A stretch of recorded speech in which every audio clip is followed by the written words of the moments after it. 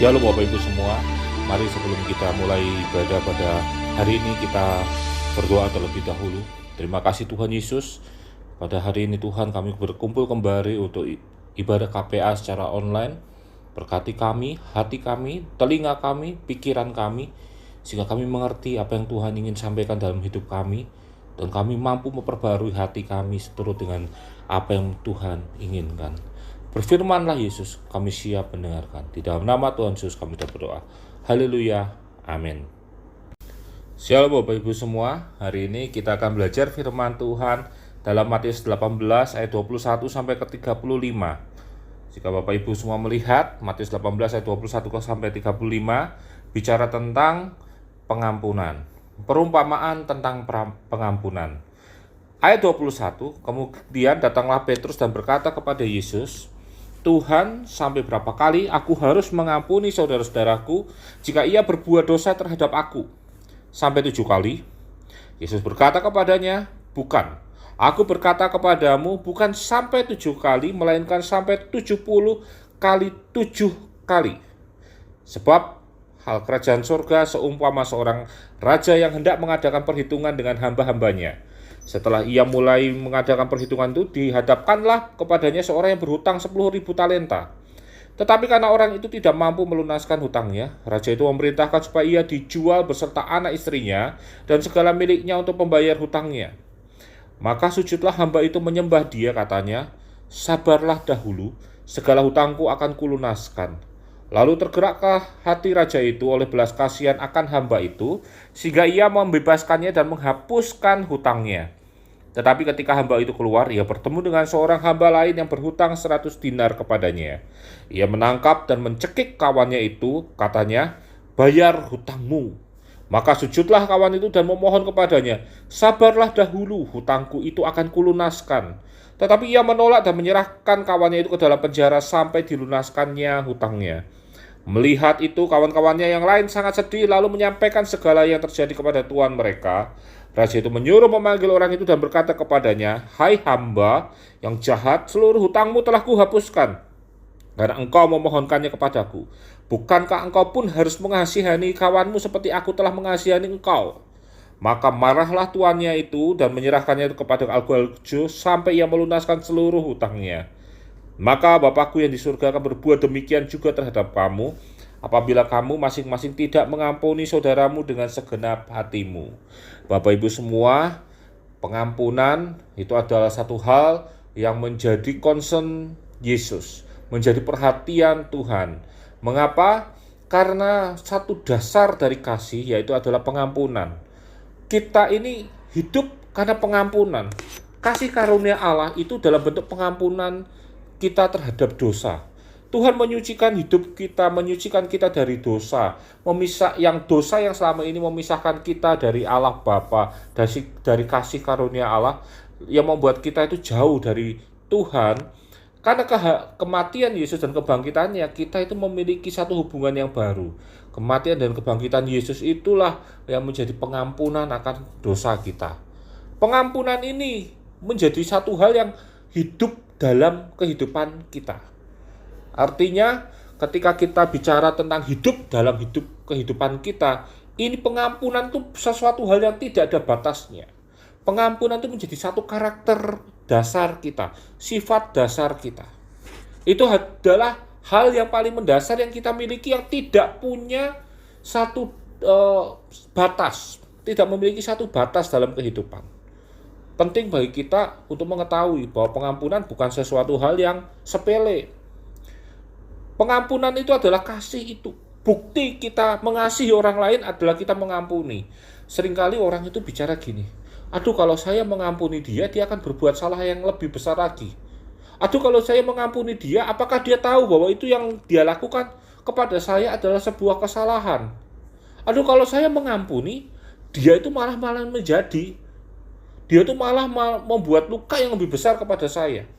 Aduh kalau saya mengampuni, kelihatannya malah hidup saya yang gantian yang gak beres nanti. Saya tidak punya ketenangan dalam jiwa. Bapak Ibu, ketika kita bicara tentang mengampuni, kita itu bukan bicara tentang melepaskan kata maaf saja. tapi kita betul-betul melepaskan yang namanya pengampunan itu ke dalam dirinya. Bukan berarti ketika kita mengampuni itu seperti kita melempar uang supaya dia memberikannya kembali kepada kita. Bukan seperti itu. Mengampuni itu artinya kita menyerahkan benar-benar pengampunan itu.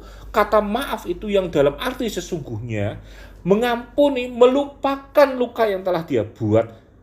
Nah itu, lalu kita tidak meminta satu hal besar kepada dia. Tidak meminta satu kembalian kepada dia. Itu adalah pengampunan yang sempurna. Memang sulit. Makanya ketika Petrus berkata, Tuhan, sampai berapa kali aku harus mengampuni saudara-saudaraku jika ia berbuat dosa kepada aku? Sampai 7 kali? Yesus berkata, bukan, aku berkata kepadamu, bukan sampai 7 kali, melainkan sampai 70 kali 7 kali.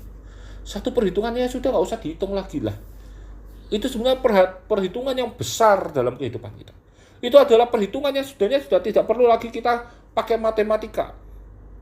Untuk sebuah kesalahan, kita perlu memberikan pengampunan yang besar. Pengampunan itu punya 3 prinsip dasar dalam kehidupan. Yang pertama, pengampunan adalah hal yang wajib dilakukan ketika dia mengasihi Allah. Mengapa? Karena kita hidup dari pengampunan.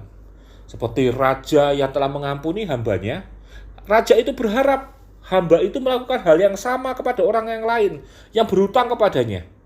Pengampunan yang telah dia berikan itu adalah merupakan teladan bagi hamba itu. Tapi yang terjadi ketika hamba tersebut tidak meneladani yang terjadi, kemudian raja itu marah. Kenapa? Karena engkau yang seharusnya dihukum itu bukannya merasakan ada kasih karunia Tuhan yang besar, bersyukur terhadap pengampunan itu, malah bersikap kejam terhadap orang lain. Pengampunan itu adalah dasar dari kasih itu. Bukti dari kasih itu adalah pengampunan kita. Ada orang yang bilang, saya sulit mengampuni, jadi engkau belum bisa mengasihi orang itu dengan sempurna. Saya sulit sekali untuk bisa menerima kembali orang yang telah menyakiti saya. Berarti Bapak Ibu belum bisa dibilang mengasihi, karena kasihmu tidak sempurna tanpa pengampunan. Pengampunan adalah dasar dari sebuah kasih. Selain kerendahan hati, ada pengampunan yang membentuk kasih itu. Karena itu Bapak Ibu, prinsip dasar adalah pengampunan adalah awal yang pertama dalam kehidupan kita. Yang kedua, pengampunan itu adalah tanpa batas. Mengapa disebut tanpa batas? Dia ada sebelum dan dia ada setelah itu. Percayalah kenapa dia ada dan sebelum dan setelah itu. Karena apa? Karena begini Bapak Ibu. Ketika kita mau hidup dalam satu komunitas kita, percayalah bahwa sebaik dan sesempurna apapun komunitas itu, orang-orang di dalamnya, kemungkinan mereka akan menyakiti kita itu pasti ada, tidak mungkin 0%. Kemungkinan itu pasti ada meskipun cuma kecil saja. Kemungkinan kita tersakiti melalui ucapan-ucapan yang tidak disengaja, kita tersakiti mungkin dari perbuatan yang tidak enak di depan mata kita, atau bahkan hal-hal yang sengaja. Tapi dalam satu komunitas sosial kita, lingkungan sosial kita, baik itu di gereja, di rumah kita, di lingkungan masyarakat kita, di pekerjaan kita, kita pasti ada kemungkinan besar bisa tersakiti. Karena itu penting bagi kita untuk memberikan pengampunan itu dulu. Punya dulu simpanan pengampunan. Saya ingat satu khotbah zaman dulu, pendetanya itu bilang gini, pengampunan itu seperti kartu. Seperti kartu. Dia bukan kartu kuning, kartu merah seperti dalam sepak bola. Tapi dia itu seperti kartu voucher gitu. Kita harus punya banyak dulu voucher ini, voucher pengampunan ini. Jadi ketika ada orang yang menyakiti kita, kita langsung kasih ini pengampunan untuk kamu. Dia mengasihi lagi, kita punya lagi. Kita punya lagi. Kita punya lagi, kita punya lagi, kita punya lagi. Artinya pengampunan itu kita memang sudah persiapkan dari awal. Sadari dulu bahwa tidak mungkin tidak orang itu akan menyakiti kita. Oh, saya punya sahabat dekat yang baik sama saya. Satu waktu dia bisa menyakiti kita. Dan itu kemungkinannya besar loh. Bukan kemungkinan kecil. Karena itu penting bagi kita untuk mempersiapkan anak kita, keluarga kita, bapak ibu kita, saudara kita. Semua itu punya kemungkinan untuk menyakiti. Kenapa? Karena mereka punya kepentingan. Setiap orang punya kepentingan, dia akan hidup dalam kepentingannya. Dia akan hidup dalam mengejar kepentingan. Oke, kalau kepentingan itu sama dengan kepentingan kita. Bagaimana kalau kepentingannya berbeda sedangkan kita sedang membutuhkan dia? Ya terjadi apa? Gesekan dalam kehidupan. Dalam satu kapal yang sama pun, setiap orang belum tentu punya tujuan akhir yang sama. Karena itu ada orang yang datang tujuannya sama, ada yang tujuannya bekerja dengan santai. Ada yang bekerja karena dia kalau tidak bekerja dia tidak makan. Kemudian ketika mereka bertemu dalam satu kapal yang sama, yaitu dalam satu kapal perusahaan, yang terjadi apa? Yang kerja benar-benar dengan kerja santai itu akan bertabrakan. Untuk terjadi gesekan-gesekan. Itu hal yang paling sederhana. Dalam rumah tangga pun juga sama.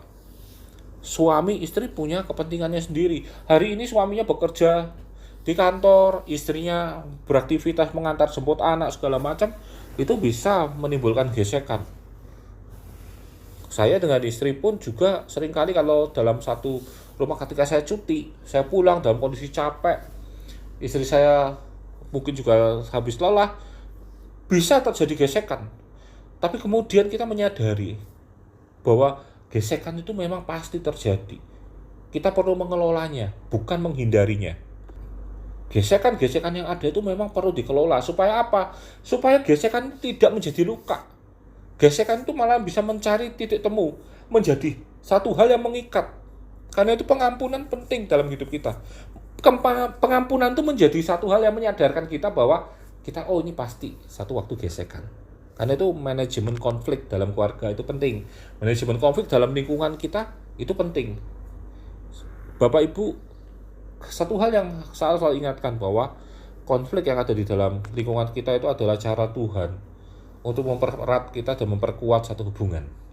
Karena itu jangan dihindari.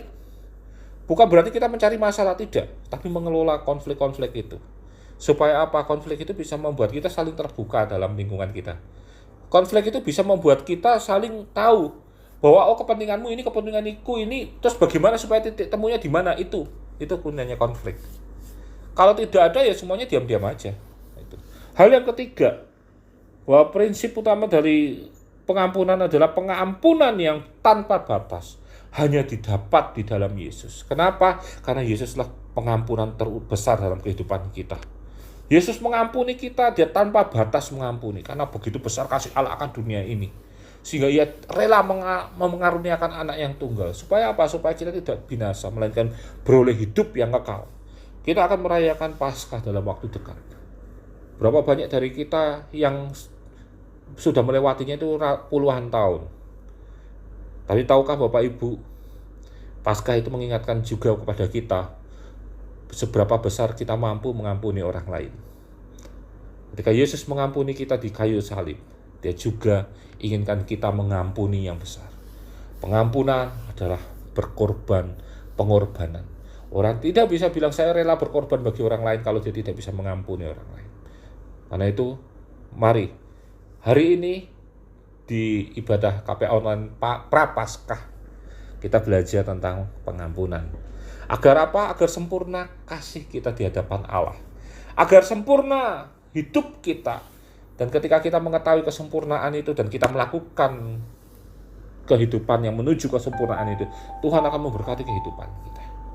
Percayalah Bapak Ibu, momen Prapaskah ini menjadi momen di mana kita belajar kembali kehidupan yang benar, yang sempurna di hadapan Allah. Tuhan memberkati kita semua. Amin. Mari Bapak Ibu semua, kita berdoa. Terima kasih Tuhan Yesus, pada hari ini Tuhan kami belajar tentang pengampunan. Biar Engkau membuat kami mampu untuk mengampuni, membuat kami mampu untuk memberikan pengampunan terhadap orang lain, membuat kami mampu untuk memiliki pengampunan tanpa batas. Kami percaya Tuhan, di dalam Engkau ada pengampunan yang besar. Di dalam Engkau ada kemampuan mengampuni tanpa batas. Karena itu Tuhan, biar Engkau meluaskan hati kami, merubah hati kami menjadi hati-Mu Yesus, sehingga kami mampu mengampuni kami semua, mengampuni saudara-saudara kami, mengampuni yang bersalah kepada kami, sehingga kami benar di hadapan-Mu Tuhan, dan kami berlayak untuk menghadap-Mu Tuhan. Ajar kami untuk mengampuni itu Yesus. Ajar kami Tuhan untuk mampu menjalankan pengampunan itu.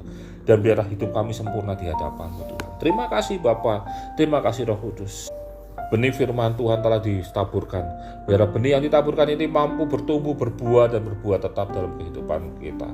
Kami Tuhan berdoa Tuhan hari ini untuk masuk di Pak Musianto yang sedang proses pemulihan. Tuhan sembuhkan, Tuhan jamah di dalam nama Yesus. Ada kesembuhan, kekuatan yang baru. Dan kami percaya Tuhan, tubuhmu, bilurmu, darahmu Tuhan mau mengubah setiap penyakit itu menjadi satu kesembuhan dan menjadi satu energi yang baru, yang luar biasa, yang keluar meluap-luap tanpa batas dalam tubuh mereka. Terima kasih Yesus, terima kasih Roh Kudus. Biar damai sejahtera Allah tinggal tetap dalam kehidupan kami mulai hari ini sampai dengan selama-lamanya. Di dalam nama Tuhan Yesus kami sudah berdoa. Haleluya. Amin.